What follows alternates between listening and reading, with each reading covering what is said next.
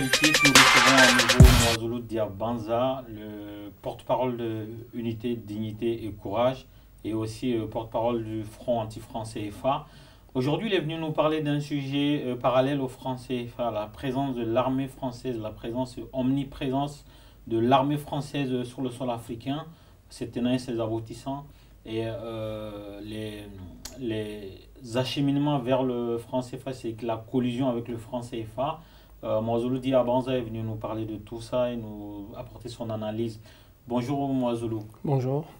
Bienvenue à nouveau sur le plateau de RP Média. Merci. Je vous avais dit l'autre fois, c'était une première et j'espère que ce ne soit pas une dernière. Et là, on est encore là la deuxième fois. Je vous espérais qu'il y ait une millième fois, 10 millième fois, etc. Espérons, ça serait le bon acheminement. On acheminement. trouve des solutions aux problèmes que vous venez soulever ici. Tout à fait. Et donc aujourd'hui, le débat, c'est autour de la présence de l'armée française en Afrique. Depuis combien de temps cette armée-là est sur le territoire africain et pourquoi? Prenons la date essentielle des 1945 parce que on le sait bien que l'armée française, c'est depuis la colonisation, c'est depuis les razzias négrières. Ce sont les armées françaises, je pense que même dans le cas actuel où nous sommes, nous attaquons l'armée française avec ses bases et c'est un héritage napoléonien. Donc depuis Napoléon, avec tout ce qui a été commis vers la période que nous qualifions de l'hypercolonialisme, après la destruction fondamentale des grandes entités, des grands ensembles appelés royaumes africains, l'Afrique a pataugé dans l'hypercolonialisme et c'est en ce moment-là que Napoléon Bonaparte a mis les premières empreintes de l'armée coloniale, si l'on veut, impérialiste de la France. Et ce qui nous intéresse aujourd'hui, je pense, dans les cas des pays africains, parce que quand on évoque Napoléon, on évoque tout notre héritage, toute notre histoire, notre mère patrie, l'Afrique et notre peuple éparpillé dans les quatre coins du globe terrestre. Mais dès 1945, c'est en fait la volonté de celui qui aujourd'hui est le père, je dirais, fondateur de la Ve République. C'est lui qui a permis aux autres de continuer dans le même sens plutôt, parce qu'ici en France, il y a ce qu'on appelle une question sacrée, la sacralité de ce qu'on appelle la continuité de l'État. Et c'est en 1945 que l'armée française a mis ses empreintes indélébiles qui aujourd'hui troublent nos mémoires. Et c'est là que commence le fondamental de notre analyse et de notre volonté aujourd'hui inébranlable de voir l'armée française quitter notre mère patrie, l'Afrique. Justement, cette armée française, si elle est en Afrique, ce n'est pas par philanthropie, ce n'est pas pour aider, même si c'est ce qu'elle dit officiellement. Donc, qu'est-ce qu'elle gagne en Afrique et qu'est-ce que l'Afrique gagne d'une part et qu'est-ce qu'elle perd avec cette présence de l'armée française? Nous étions en 1945 lorsque le général de Gaulle va prononcer des phrases qui aujourd'hui, je pense qu'à travers le procès Elf, les gens ont découvert ces questions. Quand il disait qu'il faut maintenir les États nègres dans cette situation de subordination.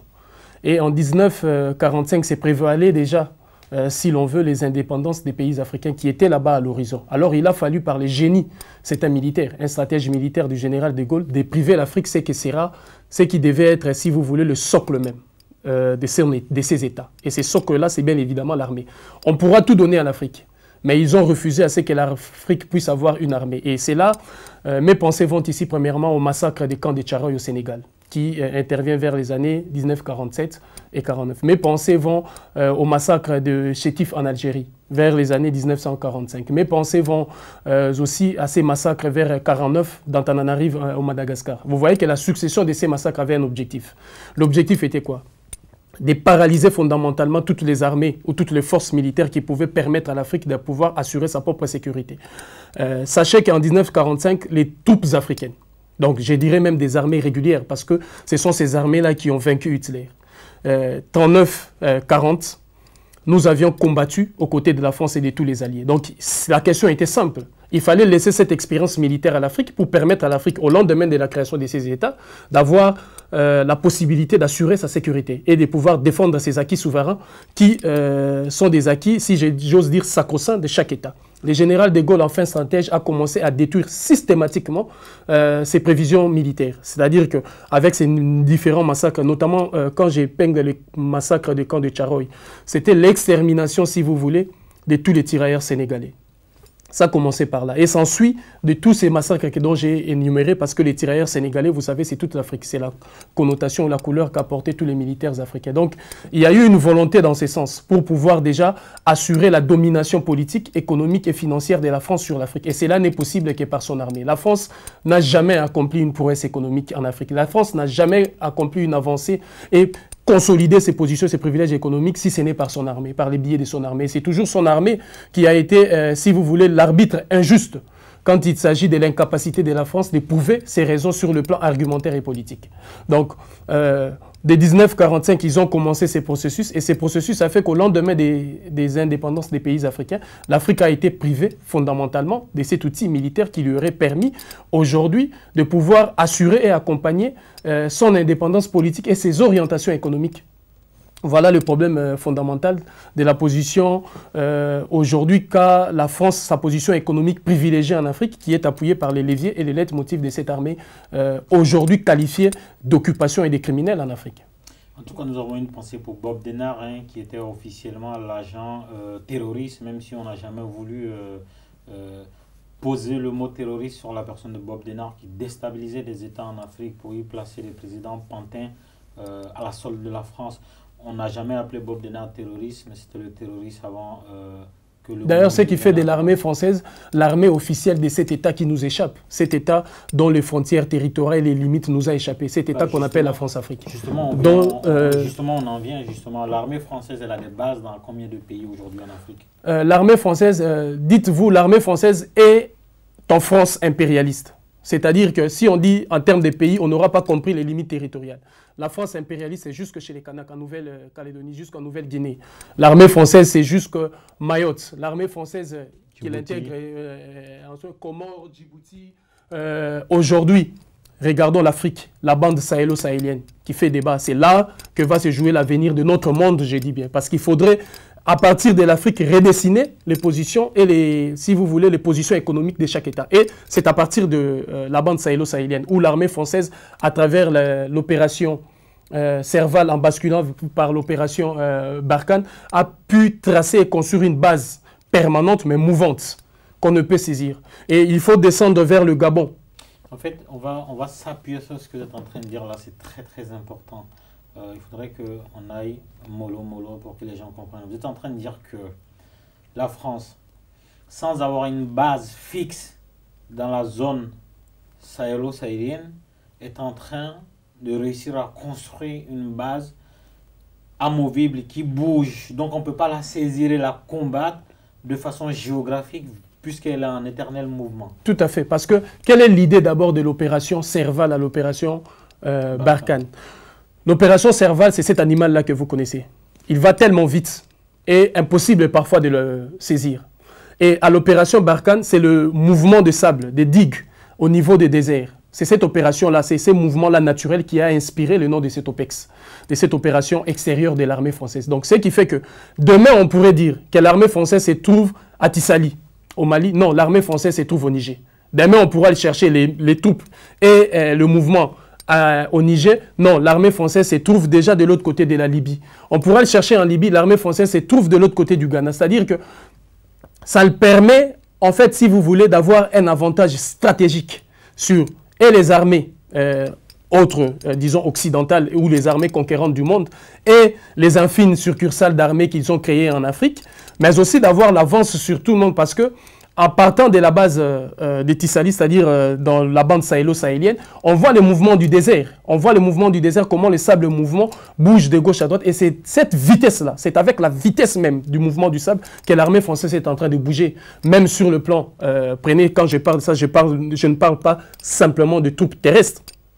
Je parle des troupes aériennes, c'est-à-dire des drones et toutes ces technologies. Je parle des renseignements, du mouvement des renseignements, de la surveillance et tout, qui fait que toute cette partie-là de la bande sahélo-sahélienne, qui d'ailleurs constitue, si vous voulez, comme je vous le disais, les positions économiques de la France ne sont que fortifiées par son armée. Parce que la présence de l'armée française sur la bande sahélo-sahélienne, c'est quoi? C'est la partition des faits de notre mère patrie, l'Afrique. La partition des faits qui fera que ce qu'on appelle aujourd'hui abusivement l'entité géographique Maghreb, qui est en réalité l'Afrique du Nord, sera intégrée dans un ensemble politique et économique que Nicolas Sarkozy avait défendu et que tous, comme je vous disais, la sacralité de ce qu'on appelle la continuité de l'État.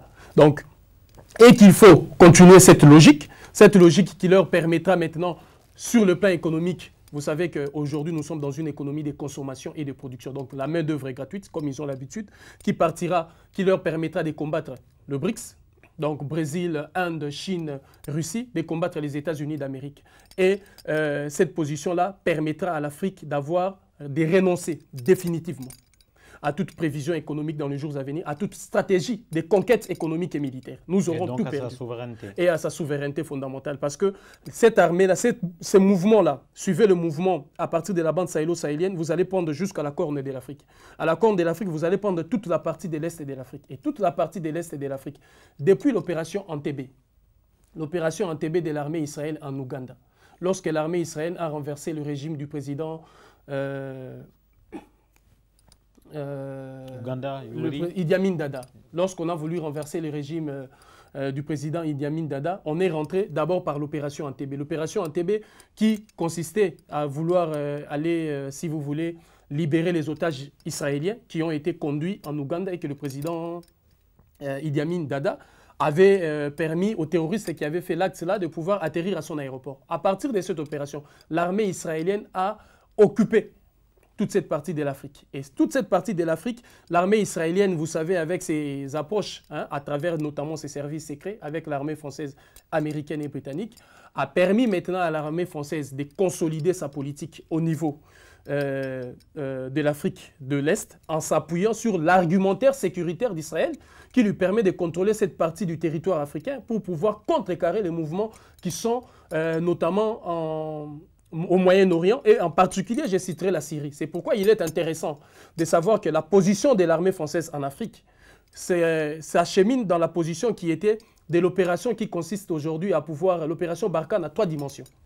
L'opération Barkhane à 3 dimensions, parce qu'il y a une première dimension qui est une dimension satellite, comment on appelle, une dimension de surveillance. Cette dimension de surveillance ici en France, sentinelle, j'allais dire. La dimension sentinelle ici en France permet à la France de pouvoir, ce qu'ils appellent la lutte contre le terrorisme, de pouvoir contrecarrer tout l'acheminement et toutes les informations en ce qui concerne le terrorisme. Et vous savez que sur ces domaines-là, l'armée française et les renseignements français travaillent avec tout l'ensemble des services de renseignement de ces pays que je vous ai cités. Et de deux, il y a une deuxième dimension. La deuxième dimension, c'est la dimension sécuritaire, qui s'inscrit dans le cadre du livre des défenses publié par le président de la République française, qui est par ricochet, comme vous le savez, selon l'esprit et la lettre de la Constitution française, les commandants suprêmes des forces armées françaises. Donc, cette position de sécurité, l'actuel chef d'état-major de l'armée française l'avait bien signifié. La sécurité de l'armée française commence à l'extérieur, c'est-à-dire dans les frontières africaines, notamment sur la bande sahélo-sahélienne. C'est la deuxième dimension. Et la troisième dimension nous ramène en Syrie. Donc, faites cette conjonction, ces triangles-là, pour comprendre que les enjeux qui se passent en Syrie, c'est aussi pour déstabiliser notre mère patrie, l'Afrique. Parce qu'au moment où nous parlons, il y a une grande population syrienne qui est en train d'envahir le nord de l'Afrique. La raison pour laquelle la partition des faits de notre mère patrie, l'Afrique, et par ricochet la partition du Mali, serait une façon de pouvoir agrandir l'espace vital des populations venues de la Syrie pour occuper cette partie de notre terre. Et justement, donc, si je comprends bien le cheminement que vous nous avez présenté, autrefois, les bases militaires françaises étaient installées dans des pays, par exemple le Gabon, le Sénégal ou l'Angola. Elle y est toujours. Elle y est toujours. Mais elle évolue. Ils sont en train d'évoluer vers une nouvelle forme de présence. Voilà, une nouvelle forme plus globaliste. Plus globaliste, et qui fait que, c'est-à-dire que vous voyez par exemple l'avantage des OPEX, ce qu'on appelle les opérations extérieures de l'armée française et des armées occidentales, c'est qu'il faut une rapidité d'action. La rapidité d'action, c'est-à-dire qu'il faut la présence des bases militaires permanentes. C'est la raison pour laquelle ils ont installé des bases militaires permanentes en Afrique. Parce qu'il fallait agir au moindre coût pour éviter ce qu'on appelle l'acheminement de troupes et l'acheminement du matériel. Or, notre volonté aujourd'hui de voir l'armée française quitter l'Afrique, c'est une victoire stratégique énorme qui va pénaliser l'armée française et qui nous allons les contraindre à revenir sur l'acheminement de troupes et l'acheminement du matériel. Ce qui va coûter énormément à l'économie française qui est essoufflée, qui n'a plus d'ailleurs le moyen d'entretenir son armée,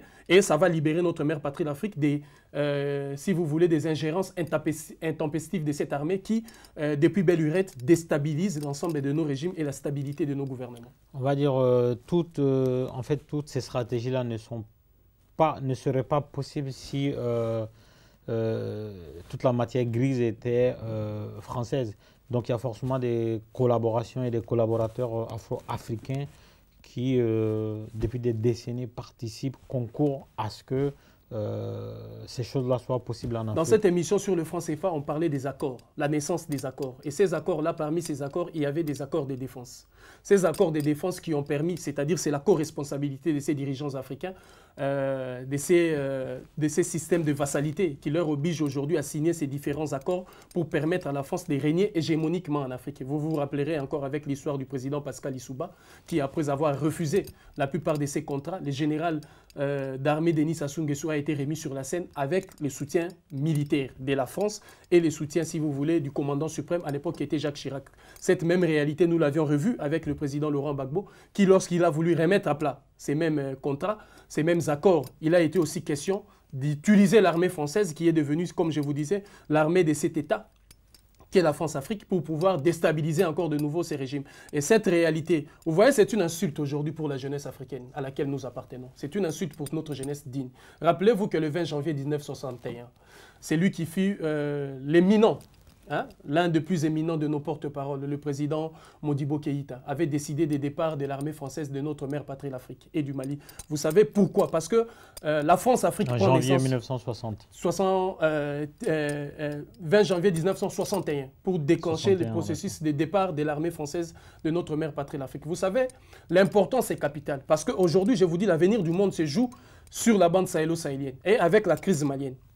Rappelez-vous encore de cette importance que je souligne, c'est qu'avec le départ de l'armée française du Mali, ça nous permettait aujourd'hui de briser toute l'hégémonie de la France-Afrique. Parce que c'est là qu'est scellé ces sauts, je dirais, funestes de l'Afrique à travers la France-Afrique sur la présence des troupes et de l'armée française. Non seulement de troupes, mais de l'armée, c'est-à-dire de tout l'arsenal intellectuel, civil, de tous les génies français et occidental derrière ces mécanismes. Alors ces accords-là, quand on disait que la sortie de notre mère patrie du franc CFA est conditionnée par la libération de notre peuple du joug de la domination impérialiste et militaire de la France, c'est qu'il faut d'abord déloger.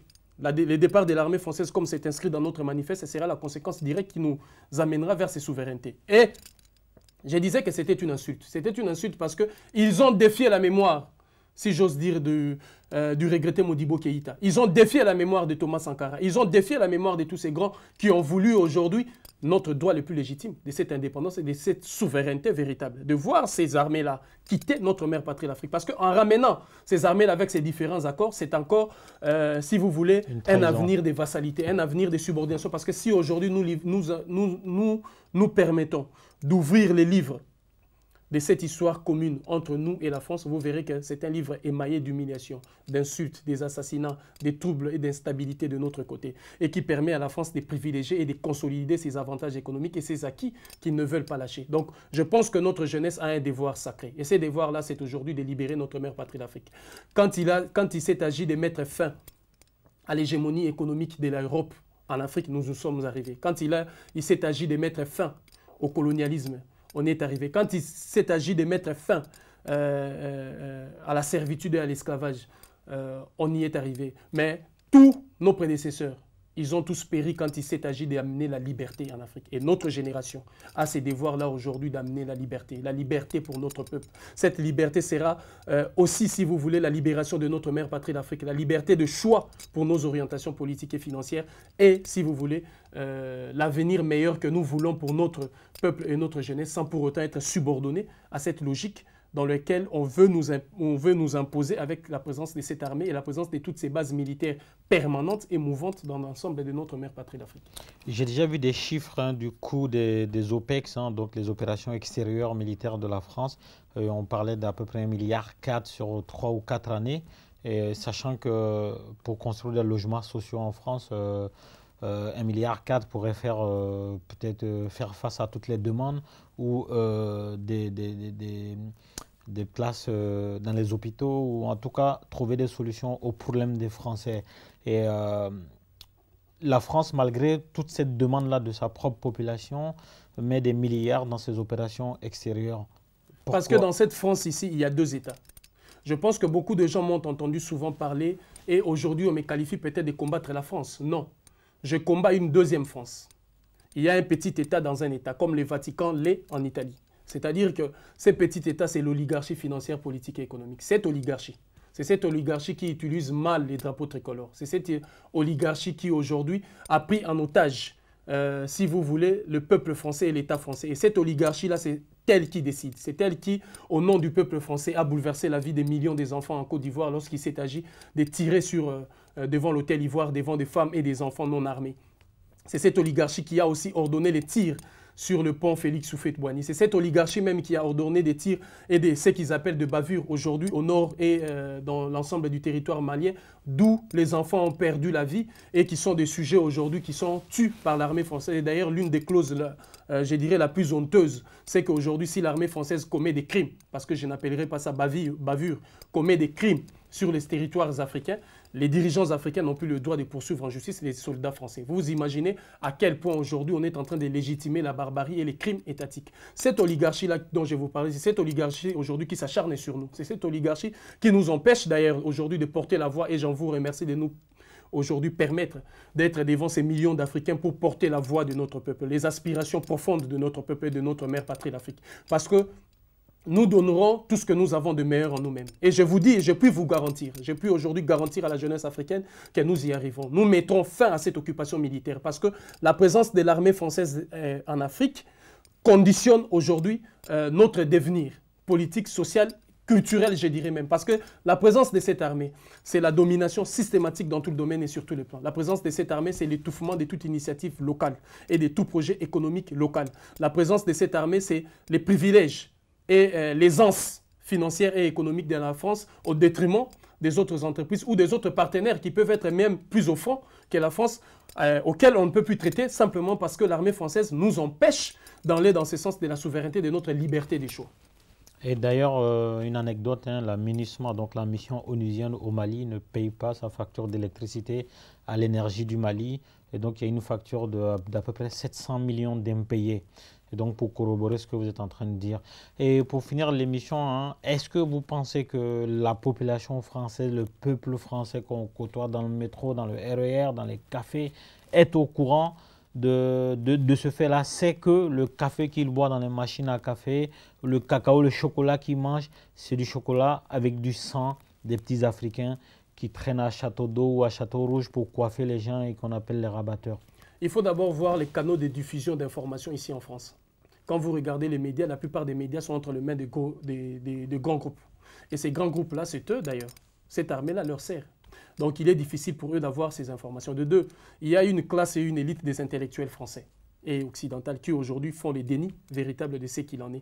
Autrefois, il y avait parmi eux de ceux qui avaient le courage parfois de briser le tabou, de briser les silences. Lorsqu'il s'est agi, par exemple, de Jean-Paul Sartre à l'époque, lorsqu'on a voulu jeter l'abîme, et si vous voulez, les désarrois sur la personne du président, regretter le feu Fidel Castro. Il a pris la plume pour écrire. Il y a eu beaucoup d'entre eux, quand il s'est agi de salir la mémoire et la dignité du président et des camarades Thomas Sankara, ils ont écrit. Et aujourd'hui, il n'y a plus ce courage-là pour pouvoir parler de ces sujets. Et deuxièmement, il y a, si vous voulez, aujourd'hui,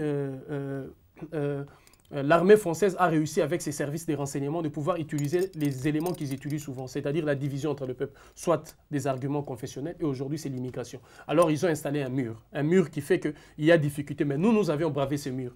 Et ici en France, nous avions réussi la prouesse d'organiser pour la première fois dans l'histoire, ici, en France, la marche du 8 mai. Parce que le 8 mai, pourquoi? Vous savez que le 8 mai déjà c'est une date symbolique pour l'Europe, parce que les Alliés avaient remporté la victoire sur le régime nazi d'Adolf Hitler. Et il s'est fait que ces alliés-là se sont transformés progressivement eux-mêmes en régime, je dirais, nazi, parce qu'ils se sont choisis comme modèle Hitler qu'ils ont combattu. Ils ont commencé par écarter l'Afrique, ils ont commencé par faire les mêmes procédés que Hitler leur a fait sur le plan économique, financier et sur le plan sécuritaire par rapport aux populations africaines. Vous vous rappellerez des tueries en masse parmi le peuple camerounais, les massacres des 67-68, tout le monde en a encore en tête. Il y a la participation de ces différentes armées venues de l'hémisphère occidental avec les génocides rwandais. Donc il y a ces différents moyens, ou si vous voulez, ces canaux qui sont aujourd'hui bouchés. Et notre devoir par rapport, quand j'ai parlé de la marche, nous avions réussi à taper fort. Les deux marches que nous avions réalisées jusque-là, la marche du 8 mai 2015 et la marche du 8 mai 2016, qui est d'ailleurs le leitmotiv de l'accusation que le gouvernement et l'État français portent contre ma personne pour atteinte aux intérêts fondamentaux de l'État, parce qu'ils ont réussi la magie de faire les liens entre les crimes, les tueries et les pillages systématiques de l'Afrique avec les intérêts fondamentaux de l'État français. Donc, nous avions réussi à porter auprès du public français parce que la deuxième marche a été vue dans des réseaux sociaux à près de 1 million de vues. Pourquoi? Parce que justement, les groupes d'extrême droite se sont sentis offensés.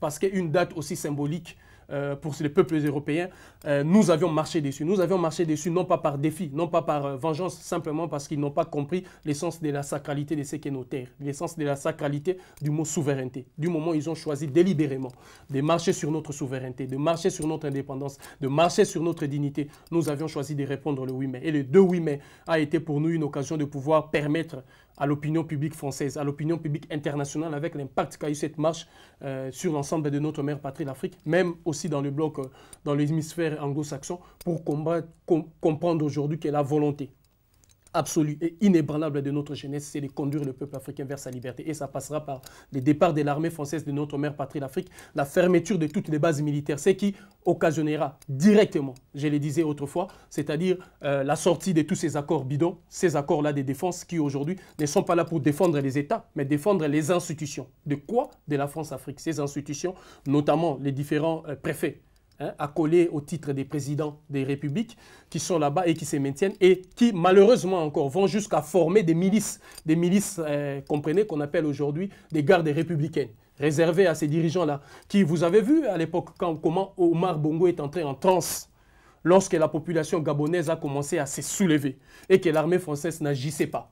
Nous avons des accords, nous avons des accords. Ces accords-là n'ont pas fonctionné lorsque les institutions démocratiques élu du peuple ivoirien, incarné par Laurent Gbagbo, était mis à mal par une rébellion. Mais ça a fonctionné quand il fallait défendre des régimes qui étaient à la solde des dirigeants européens et occidentaux, et en particulier français.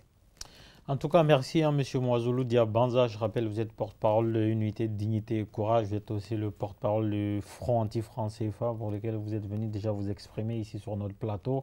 Merci d'être venu participer cette deuxième fois à cette émission politique pour parler de la présence de l'armée française sur le sol africain et des obligations.